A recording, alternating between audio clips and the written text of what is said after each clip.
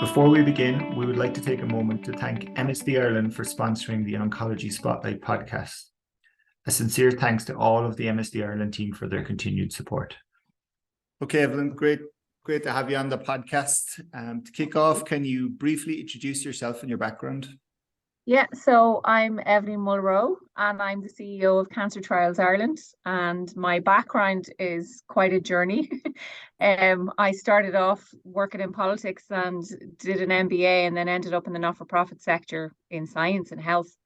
So for the last 8 years, I've been doing this job, and before that, I worked in patient advocacy, both at European level and at Irish level. But I can talk about that more later. So that's me.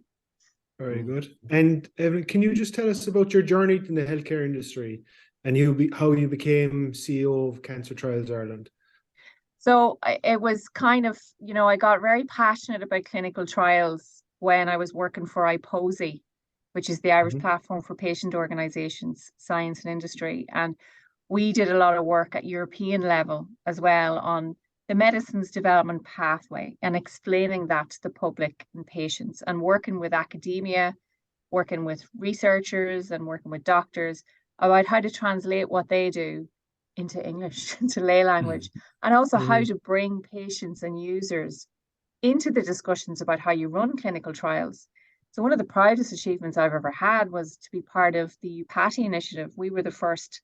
There was a group of us who applied for the grant to the European Commission under the Innovative Medicines Initiative. It was a 10 million euro pot of money, and it was to develop a European academy for patients to learn about medicines development, all the way from the bench right the way through to the clinic.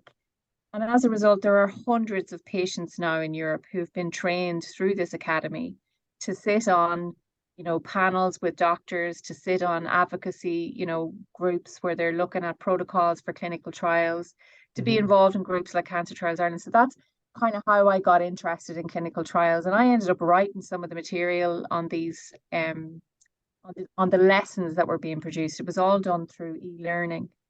And then I saw this job advertised we were called ICORG then. So the Irish Clinical Oncology Research Group.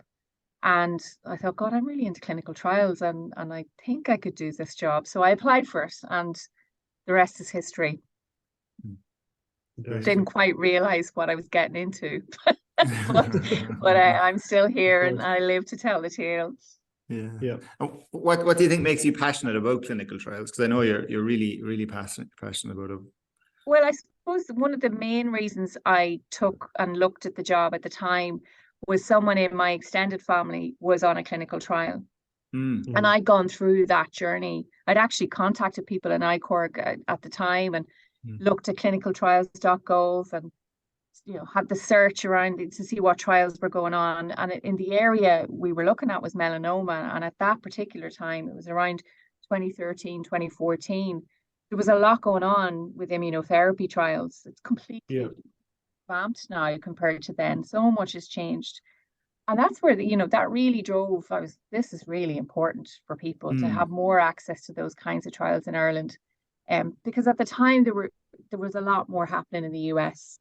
And I suppose that's where the passion comes from. It's really about the patient. It's about delivering options to people in the clinic in Ireland. And Austin Duffy is one of our doctors in the matter, and he told a great story when we were at the NCI in Washington there in March. Thought I'd drop that in, for St. Patrick's Week. And when we were there, he presented to the group about how important his training was with NCI. But he talked about when he left Washington to come home and work in Dublin. And the patient population in Washington had access to 17 immunotherapies when he was there. When he came to Ireland, he had access to one. And that was in 2017. And I suppose I thought that was a really good description of the difference for us here at the edge of Europe. Speaking of Austin Duffy, I'm actually reading his book at the moment. Oh, very good. Very good. First one, yeah. Yeah, very good. That's a free plug, Austin. Remember that. I think it's the intern, isn't it? There's 2 books. So it's the one he's doing research in. Well, it's not him. It's a fictional character doing research in an institute in the US. Where he was. Yeah. Great. And what does your typical working day look like? It's never the same. There's always, especially in clinical trials, we've about 40 trials on the go that are, in any one day, there's always issues going on and work and actions that need to take place. And what happens usually is I'll have a meeting with some of our project teams, and our head of clinical operations is really important in that, to look at what's going on in particular trials. And we also have a lot to do, we've a lot of building with our stakeholders and talking to our stakeholders. So our funders like the Health Research Board, the Irish Cancer Society, some of the other groups as well that fund specific trials.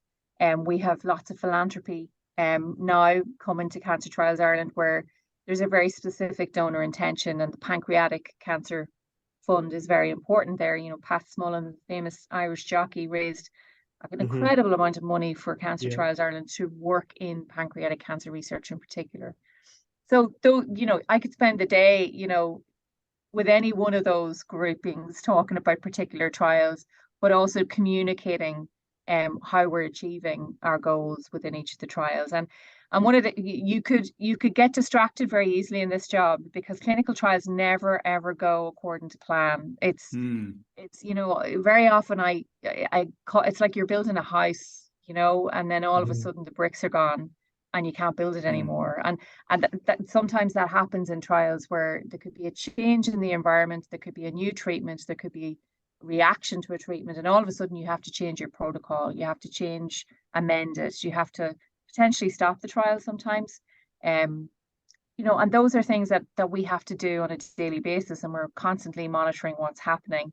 And also preparing, like a house, when you're running a clinical trial, the greatest challenge I have is communicating to all of our stakeholders how long it actually takes to get a trial up and running when it's an academic trial, or even a industry-led trial. You could have your concept and your idea with your investigator, your doctor, and it could be 2 years before you actually get the first patient through the door on the clinical trial, because you're going from developing your protocol, getting your regulatory approval, that could be ethics, that could be your approval from the HPRA, and then you've got to set up your contracts with the hospital sites, get all of them, and there's about 50 documents attached to every clinical trial. And it makes sense, because we're not testing out, we're testing out products that are investigational on human beings. So there's a lot of things you have to be very aware of.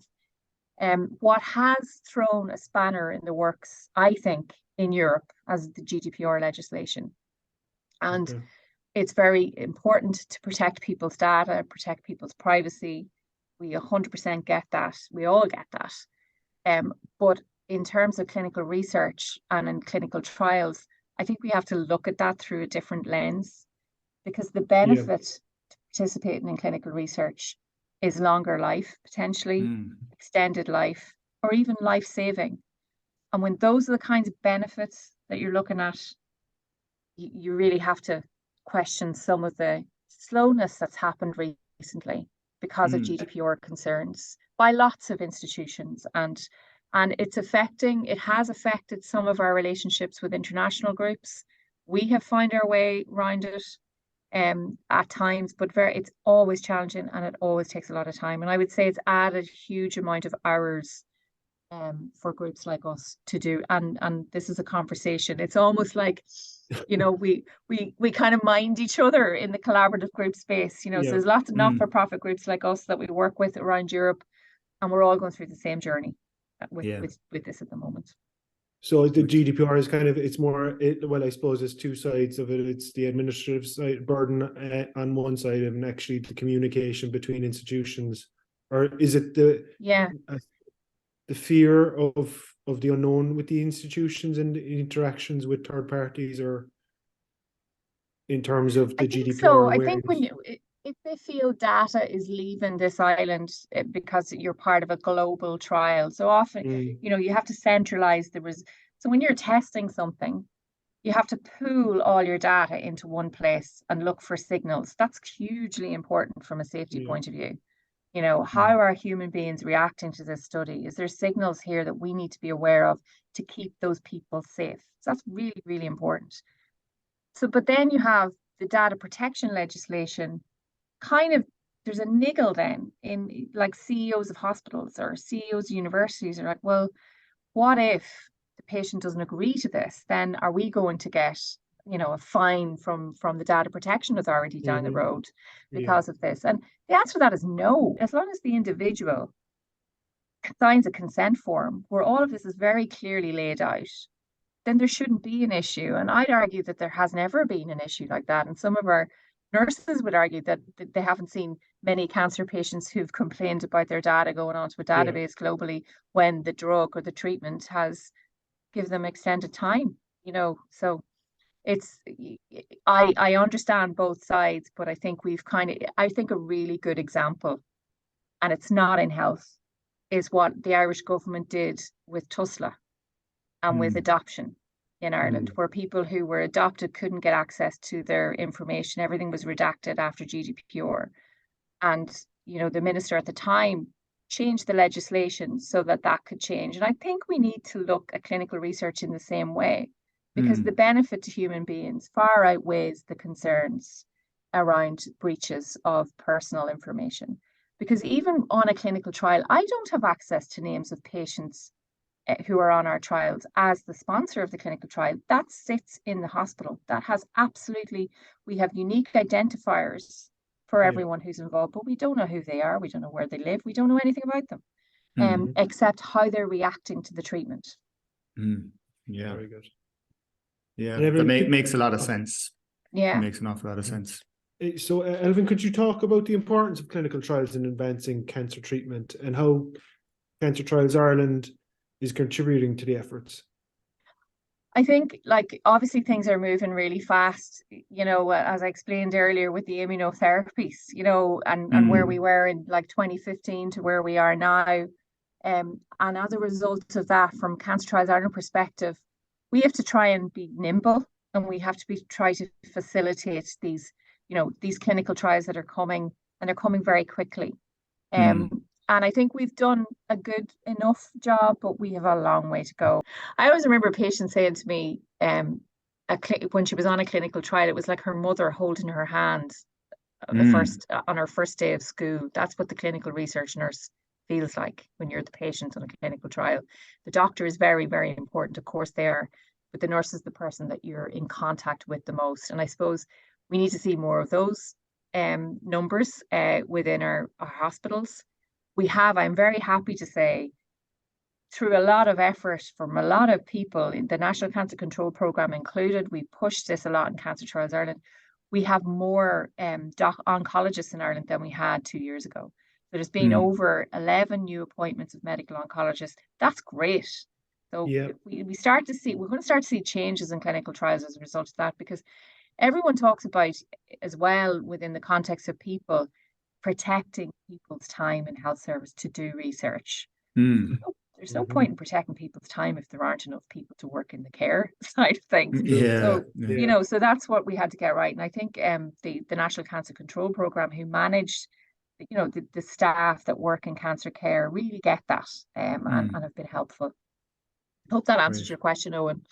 No, it does. No, definitely, yeah. And how have cancer trials changed in Ireland and globally over the last 2 decades?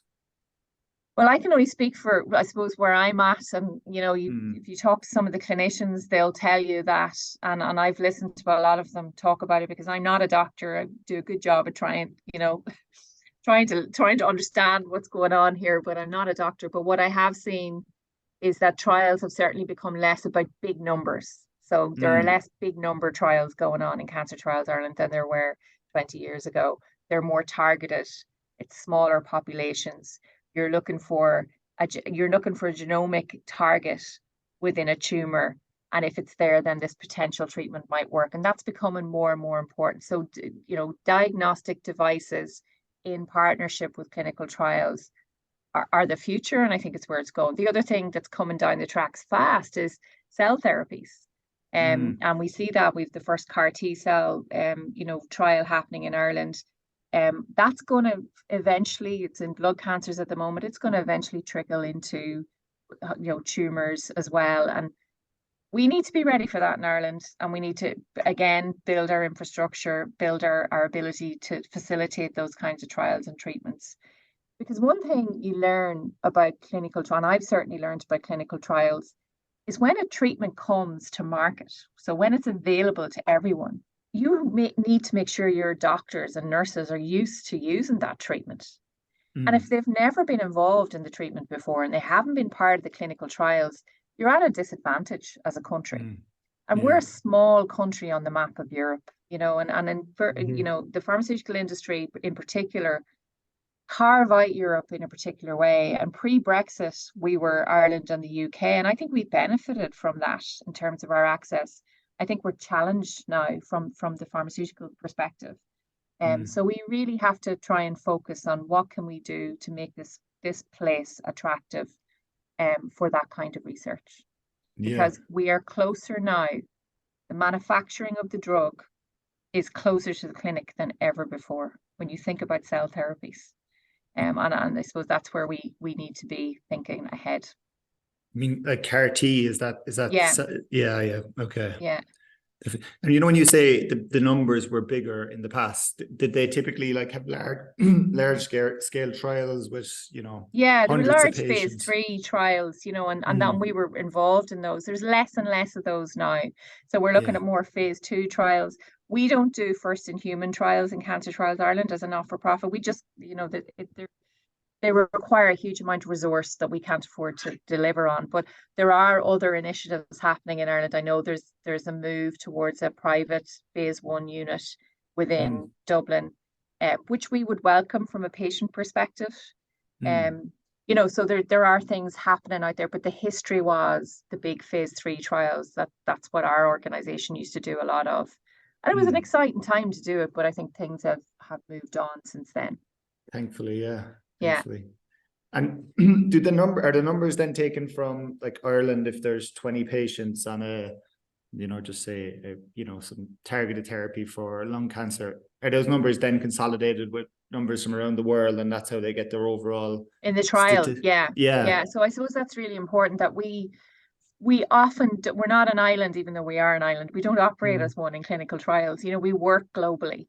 So a lot of the trials we're involved in, our patients could be part of a trial that's happening in 50 countries or 20 countries, and the data is collated in one place. And this is the great thing. In some of the trials I've seen, Ireland can often be one of the top accruing, you could have the top accruing site in the world happening in Ireland. And we've seen that, but yeah, and Irish patients are part of it, but you could never run a trial on your own anymore. You have to work globally. And that's what we work with other groups like us, like ANZUP is the Australian collaborative group we do a lot of work with prostate cancer with. And they have links with Harvard and Canadian. So we're very often sitting around on calls or sitting around the table at ASCO with people from Canada, France, Belgium, Australia, and we're all working together on the same trial. And it's fascinating for me to sit back and watch the doctors from each of those countries debate, how the trial is going, where the issues are. And what you really learn then very often is the difference in access to treatment. So in some countries, you need the trial in order for the patients to get access to the drug. And very often in countries where that's not an issue, you mightn't see as many patients recruited to the trial as a result, and because the drug is already available. And I've seen that, happen. Okay. Interesting. Is it building on relationships now? Is it harder, or is it something you have to double down on to try and bring in those studies? Yeah, no, you're right. I'd say when I was talking about that, I was talking about the pharmaceutical company sponsored trials. And one of the things that I haven't explained yet is that we support pharmaceutical companies to come into Ireland. And if they say to us, look, we need your help, we need to know whether this is a trial we should come to you with, I'll facilitate a meeting with our doctors and we'll sit down with them, but they do the work. We don't work on their trials. They do the work. Those are the trials I'd be concerned about from a post-Brexit point of view, that, a lot of these companies have reorganized and, Ireland is part of, mainland Europe, and very often it's on the periphery. And we have to find ways to make ourselves attractive. And the best way to do that is to deliver, the results that are required. You pick the trials that patients in Ireland will want access to, and you deliver. And as a result, you're as good as your last trial. They will come back. And what you're talking about as well is our own trials that we're running with other groups, like, ANZUP's a good example again. It's one of our best examples. We have sites in the UK. So post-Brexit, that was like, what is going to happen now? Because we are the sponsor in Europe, and now we've got these sites. We find ways around it. It took a little bit longer to do. And actually, we find it in some ways easier to run trials in the UK than in some sites in Ireland. So, so we've managed our way around it, but it was a challenge at the start. I suppose the next question I have for you now is, I suppose, the learnings as CEO in Cancer Trials Ireland. What's the most extensive area, I suppose, that you've learned around the role and you've been able to kind of garner over the last number of years in terms of? Yeah, I think the big thing for me in the role is to always remember why we're doing it, and never lose sight of that, because the day you lose sight of that is the day you forget, you're just gone off course. So the reason we're doing this is to give patients in Ireland access the best therapies that we can. And when the doctor is sitting in front of a patient and they have to say to them, go off and sort out your affairs, there's nothing more I can do, that's the worst position to ever be in for a patient and for the doctor. You want to be in the position to say, look, there's a clinical trial.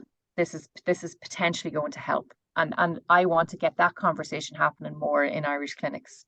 And that's really what drives us. I suppose the other thing I've learned in this time is how long it takes to run clinical trials. And I'd say in the first couple of years I was doing this, I find it very frustrating. All of the paperwork, all of the bureaucracy, that's what it feels like. But the longer I've been involved, the more important, you realize that paperwork and that bureaucracy is, because you're dealing with human subjects, you're dealing with some very serious research questions, and you have to protect, the people around that. But, communicating that to people who, when someone raises money and they want to see a trial happen tomorrow because they've raised money today, that explaining why it takes so long can be a challenge, and that's clinical trials. And also the results you're looking for mightn't be the results you get. And to accept that sometimes a trial doesn't work out the way you want it to, but that result is important. And it's important to share it with the world, because we cannot waste time and we cannot waste resources. So if we have tried a particular direction with a particular cancer and it doesn't work, publish it. And that's what Europe is encouraging us to do now through the new European Clinical Trials Regulation. And it's something we would always have agreed with. It's very important. So when trials fail, or when, you always publish anyway? Oh, you publish. Yeah, you always publish your data, because that's learning in itself, and when trials work, it's fantastic. When you get a research result that you expected. And I mean, I thought when I started, God, will I ever be here to see the results of some of the trials? And I have. I've been there from the start to the finish, and it's great. It's great to witness that and to be part of it, and to see, from the research point of view, that our researchers have come up with this, but also that the patients have benefited, and that's important. And sometimes the result can be so positive, but it's not what you expected, but it's still an important result, and it's one to celebrate. And when you're at ASCO, which is the big cancer conference, oncology conference, global, every year, that happens in Chicago, and there's 30,000 people there, and you see Cancer Trials Ireland's little logo on the stage in front of thousands of people because you're part of a big global trial, that's hugely, humbling in this job. It seems, humbling and rewarding, I suppose. Yeah, and rewarding, totally. Yeah. Makes it all worthwhile, Definitely, It's kind of moving science forward, or moving the research, What are your strategic objectives for the coming years? So we have a plan for the next 5 years. We're kind of in year 2 at this point. And obviously we have 5 key strategic objectives. And the first one is about maximizing our numbers of patients on clinical trials. The second one is about talent. It's about keeping talent, developing talent, staying close to our talent and our people. Like every other sector post-COVID, retention is always challenging. I'd like to say our retention numbers are really, really good. In Cancer Trials Ireland, we've over 55 people working for us, not all full-time, some part-time. We have a hybrid working model, and it's a good place to work, and people, seem happy here anyway. They'll tell me that anyway, but it's a very, I suppose, it was a challenging period to lead a team of that size during COVID, during a ransomware attack. And they're the most resilient bunch, and they keep you going. So that's the second one. The third one is about maintaining our relationships with our key stakeholders, and like the Health Research Board, the Irish Cancer Society. We won the award last year to be the National Clinical Trials Network for Cancer in Ireland. And that's funded by the Health Research Board. We have a memorandum of understanding which we're signing at the moment with the Irish Cancer Society, where they're contributing 1 million a year in infrastructure to Cancer Trials Ireland. So fantastic. Those are big ticket pieces that are very important. These are hugely important stakeholders that we have to maintain. And then the fourth is around, on this all-island network, and building that all-island collaboration in cancer research. And it's not just about our researchers working together. It's also about patients who live on the border, or patients who don't live on the border but want access to a clinical trial, whether if you're in Monaghan and you want to go to Belfast, or you're in Belfast and you want to go to Cork. There's that ability for patients to move between the border to get access to clinical trials, but also the ability for our doctors to work together. And we have some trials open in Belfast, but we have more that we want to do. And then the fifth key strategic objective is about sustainable funding for the organisation. We have a very complex business model in terms of where our revenue comes from. We have, the HRB, the Irish Cancer Society, but half of our revenue is built on the 40 trials that we're running, which are funded by external sources through pharma, but mostly they're other academic groups that are sponsoring clinical trials, whether it be the Breast International Group, EORTC, which is the European Cancer Group, or ANZUPS. Those are the kinds of groups we work with, the Canadian Cancer Trials Group. That's the family that we work with at a global level, and so that's important to protect. And finance is, as a not-for-profit charity, we're a registered charity, we have to be really, really close to that. Okay. What are some of the upcoming projects and initiatives you're currently working on at the moment, and how do you see the organisation evolving in the future? I suppose based off those initiatives. Yeah, I suppose like we've got some ILTs, investigator-led trials that are coming up that are really exciting, using really innovative treatments that have, caught the attention of the global world. And we are in a position where we're going to run a trial with hopefully 70 women with breast cancer this year, where we're moving to open that.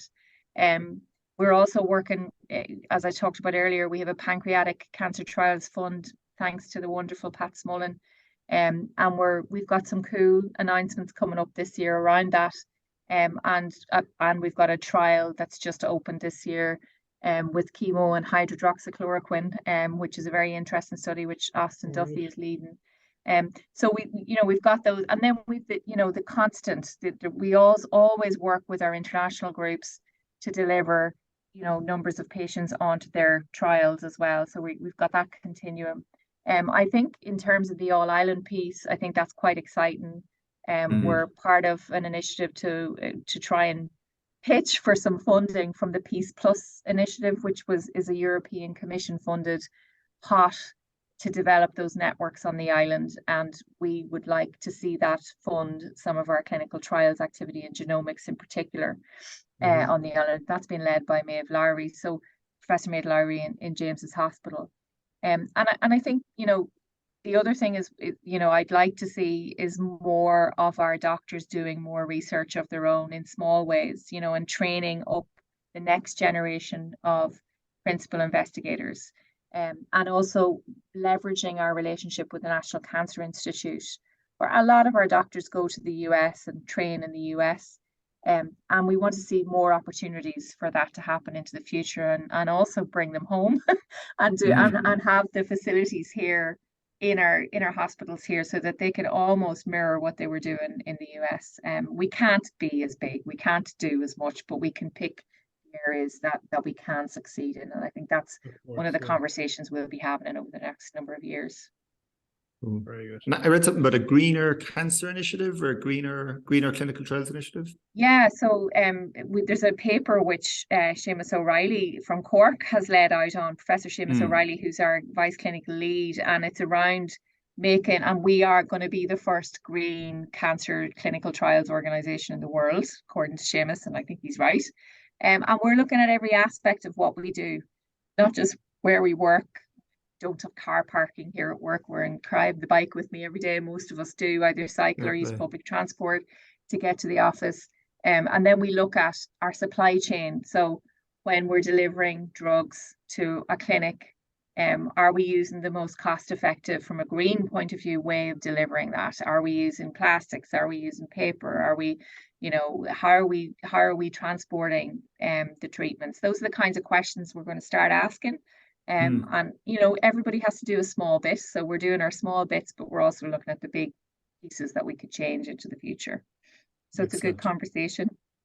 Yeah, that's brilliant. It's brilliant. Final question, Eibhlín, what advice would you give to young professionals who aspire to make a positive impact in clinical research?